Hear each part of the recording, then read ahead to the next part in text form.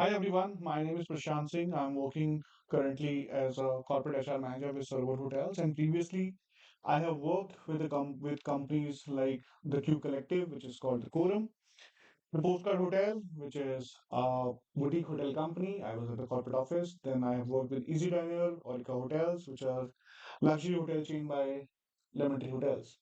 And I've completed my PGDM in from IMT Ghaziabad in distance learning, and then I've done my Bachelor's in Hotel Management from Banasa Shantiwala Institute of Hotel Management and Catering Technology. So we're going to start a series where we will learn about HR as per the new wage code, especially the wage definition and how we are going to move forward with the new wage code. What are the changes? Why is it so? And then I'll teach you from scratch how to make salaries, what are the compliances that are involved in the salary making, and why every compliance is important and how to check that. By the end of the series, I assure you, you will be able to make a salary even without any sort of help from anyone on an Excel sheet without any error that I can assure you of. Okay, let's get into first decoding the new Indian labor codes. Got effective from November 21st, 2025, but a lot of companies have implemented this after the state government approval from 1st April 2026. So why this new wage code come into place? And then there were these four: first, second, third, and fourth. These four codes were come into picture.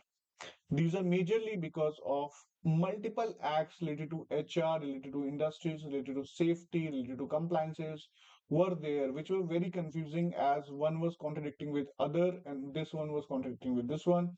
So for removing and cleaning everything, so government decided to consolidate everything into four new codes.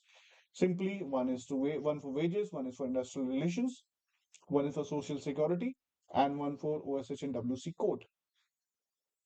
Moving forward, now who are covered in this? Everyone is covered in this. So now the scheduled employments have gone now, right? This is applicable universally, applicable to organized and unorganized sectors. And now government has included gig workers and journalists and IT professionals into the new wage system, which were earlier not the case. One of the major changes related to wage is that now wage is gross. Your gross salary is wage, and wage ka 50% has to be your basic salary. Okay, which earlier was not the case. People were keeping it 30%, 25%, 50%, and then broken into multiple allowances. They were paying less PF, they were paying less gratuity, they were paying less leave encashment, and so on and so forth.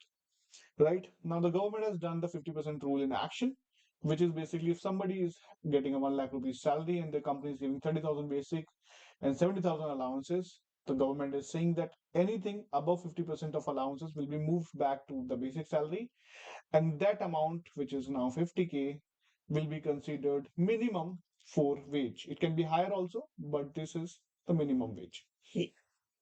So now your PF will be calculated on this amount, unlike earlier, which was 30,000 rupees. So it will be now 50,000. For overtime, government has clearly said that you need to take prior consent from the employees that they are willing to work overtime. You cannot force it anymore. And then for every overtime that the person is doing, for every 1 hour, you'll be paying him for 2 hours, basically double pay, simply. Now night shifts are allowed for women, given that written consent is there and mandatory safety and transport is arranged for them. Crash facility has to be arranged now. It's gender neutral. Now, earlier, a lot of companies were hiring gig and contract workers without giving them any sort of benefits. Now, the government says that they will be getting a lot of benefits now, for which we'll talk further. But now they are liable, and you have to comply by giving them appointment letters. It can be a fixed term appointment letter, it can be a gig appointment letter, it can be a casual work appointment letter, but the appointment letter has to be there anyhow. Moving forward, now if the contractor who is providing workforce to you runs off without paying the money to the employee or to the contractual employee, the principal employee, which is your company, will have to pay it. Sorry, my bad.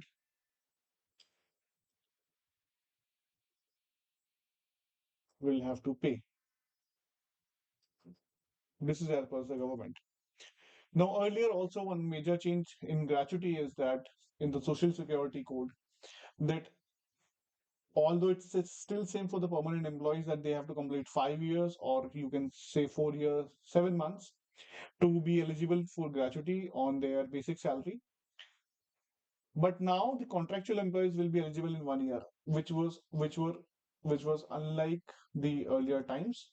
So now in 1 year, they will be able to, they will be able to, they will be eligible to be paid for the 1 year on 1 year basic salary.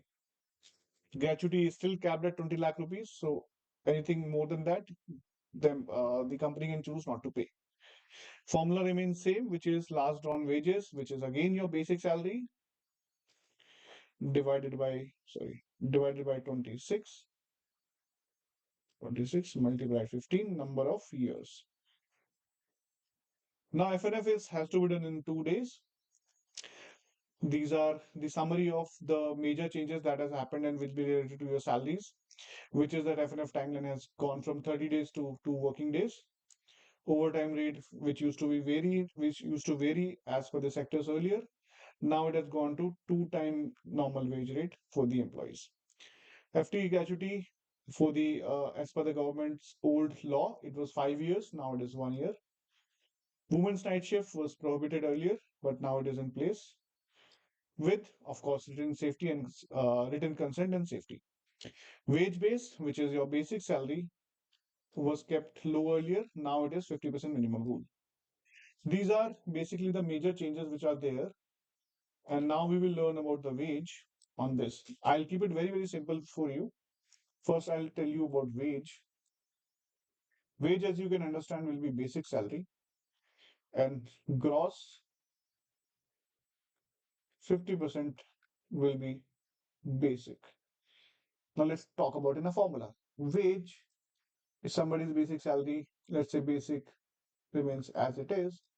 Gross 50% gross. Let's say 1 lakh was gross into 50%.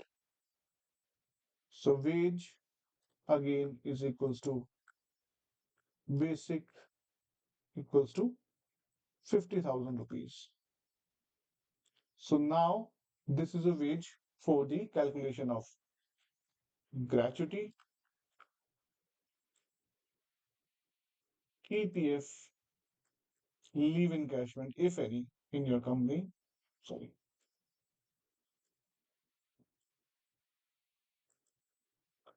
So let's take an example. Let's say your company is paying 12% of EPF without any capping to the employees. So now they'll be paying straight away 6,000 rupees EPF. My bad.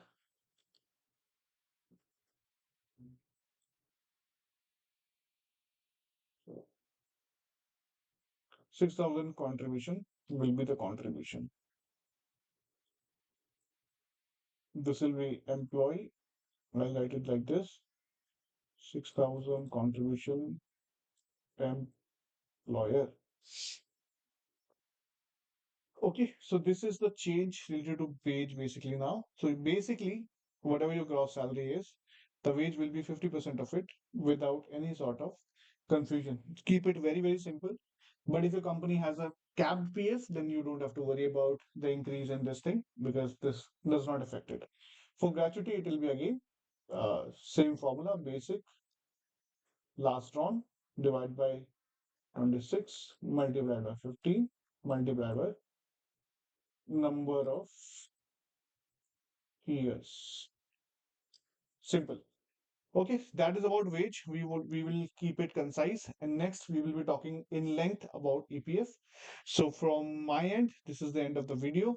In case you have any question that you want to ask related to anything about wage, you can write down in the comments. I'll be happy to answer. Thank you, everyone. Good day.